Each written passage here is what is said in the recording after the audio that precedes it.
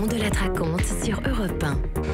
Bonsoir Benjamin Muller. Bonsoir Christophe. Vous écoutez la radio toute la journée, vous regardez la télévision et aujourd'hui, évidemment, avec ce congrès des maires de France, on a entendu beaucoup de maires partout. Oui, tout à l'heure, Emmanuel Macron a fait son grand discours devant les maires de France et hier, il en a reçu quelques-uns à l'Elysée. Mais apparemment, certains de ces maires ont eu un peu l'impression d'être pris pour des pecnos. Bernard Voriac, maire d'une commune de Dordogne. On a vu Brigitte Macron, faisait des selfies à n'en plus finir. Lui aussi.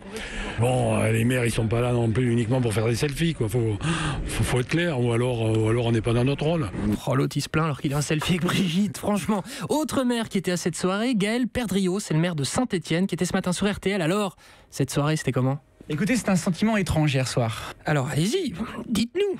On avait un peu l'impression de participer à un dîner de cons, pour tout vous dire. Les maires ont un peu le sentiment d'être pris pour des François Pignon hier soir. Voilà, Emmanuel Macron prendrait les maires de province pour des François Pignon dingues. Du coup, j'ai essayé d'imaginer. Le maire de Saint-Étienne, c'est Villeray, et Macron, c'est Thierry Lhermitte. Et étrangement, Macron, dans ce rôle-là, dans ce rôle de l'ermite, c'est hyper crédible. L'autre abruti va s'en aller, mais avant, il voudrait une réponse. Est-ce que vous m'avez invité à un dîner de cons, monsieur Brochant ? Tout ce que je peux vous dire, c'est qu'en une soirée, vous avez vengé tous les cons qui ont participé à tous les dîners de cons à travers les âges et dans le monde entier. Voilà, c'est horrible, je vais le voir plus que comme ça, notre bon Macron. Bon, c'est pas mal de parler un peu de culture, de la musique. Tiens, parlons de musique. Bah oui, surtout que vous m'avez obligé, Christophe, la semaine dernière, vous m'avez dit d'autorité comme ça. Je veux que tu passes des extraits de la nouvelle Star M6. Les chanteurs sont bons, c'est génial. Du coup, il y en a un génial. Eh ben, il y en a même plein. Du coup, hier, je me suis tapé pour vous toute l'émission. Et c'est vrai qu'ils sont excellents cette année. Like a virgin, touch for the very first time. Ah, ils sont bons, hyper bons. Franchement, vous avez bravo. choisi le plus mauvais. Non, même pas. La plus mauvaise. Alors, quitte à parler de musique, des nouvelles de Johnny Hallyday, son pote, son poteau, son frérot, sa vieille canaille, Eddie Mitchell, était hier soir dans Quotidien sur TMC. Question donc, comment va Johnny ? Bah écoutez, moi je suis son ami, je ne suis pas son médecin de garde, donc je n'ai pas son bulletin de santé avec moi. Oui, bon, d'accord, mais dites-nous quand même, il va bien. Vous dites qu'il s'est transformé en Robocop. Pourquoi donc ? Oui, c'est Robocop parce que il a plein de choses sur lui. Bon, il a des hanches en plastique, c'est pas une nouveauté, mais c'est un battant, il lui arrive n'importe quoi, hop, puis il fait front. Voilà, Johnny, c'est un battant, il fait front. En vrac, une belle exclusivité, la toute première réaction de François Fillon qui explique pourquoi il a accepté de donner 300 000 € à Sarkozy pour rentrer dans ses frais de campagne. J'aime ma femme. Et ma femme aime Nicolas Sarkozy. C'est donc tout naturellement qu'elle a accepté que je prenne 300 000 € sur son compte pour les donner à Nicolas. Voilà, François Fillon, plus vrai que nature, ou alors c'était Canteloup, je sais plus trop. Ah, c'est possible que c'était Canteloup. Ouais. J'ai écouté nos concurrents d'RMC cet après-midi aussi, l'émission de Maïtena Biraben. Ah, j'adore. Vous adorez, tant mieux. Elle parlait du tout premier restaurant pour nudistes qui vient d'ouvrir à Paris. Une drôle d'idée, hein. Passe-moi le sel. Ah non, ça c'est pas le sel. Enfin bref, chacun fait comme il veut. Donc, elle a interrogé le patron de ce resto. Bon point, Mike. Vous avez ouvert il y a un an.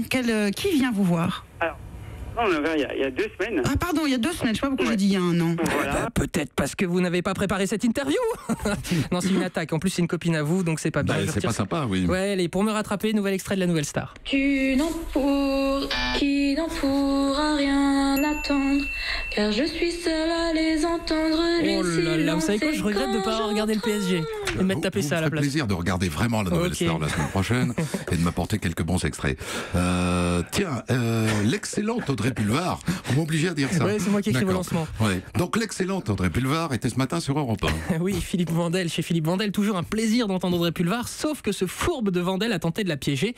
Elle venait parler de sa nouvelle activité, elle bosse maintenant pour un site internet et Vandel lui demande si ça va être très bien payé. Pourquoi très bien payé ? Parce que si c'est votre seul salaire. Mais alors, non, je suis payée. Parce que là, je sens venir le cliché sur le fait que tous les gens de télévision, puisque j'étais quelqu'un de télévision, gagnent des 1000 et des 100. Mais vous êtes bien placé pour savoir que ça n'est pas toujours vrai. Oui, c'est bien connu, les chroniqueurs stars à la télé sont très mal payés. C'est bien connu. Toujours sur Europe 1, le grand fan de football Daniel Cohn-Bendit était tout à l'heure chez Thomas Tauroud. Dany qui a un rêve pour la prochaine Coupe du Monde. Je rêve qu'en Russie, à la Coupe du Monde, il y ait un joueur ou un entraîneur qui fasse son outing et dit écoutez, moi je suis homosexuel et Poutine, on t'emmerde. Ah, ça serait beau. Ça serait pas d'ailleurs, juste pour faire chier. Ah, s'il n'est pas, ça serait encore plus beau. Voilà, ce serait beau, mais j'ai peur que ça n'arrive jamais, malheureusement. Voilà. Allez, on essaye avec un 3e extrait de la nouvelle star. Il est possible que ce soit un peu mieux là. Moi, je t'offrirai des perles de pluie venues de pays. C'est pas mal. On dirait Loane. C'est pas mal du tout. Je crois qu'elle s'appelle Carla. Il n'est pas D'accord. impossible qu'elle fasse carrière, Carla. Je l'ai pas vu hier soir, je travaillais, mais je regarde bien. Je verrai le replay, tiens. Et la semaine prochaine, soyez gentils avec la nouvelle star. Que des bons extraits. C'est pas un conseil. Vous voyez ce que je veux dire?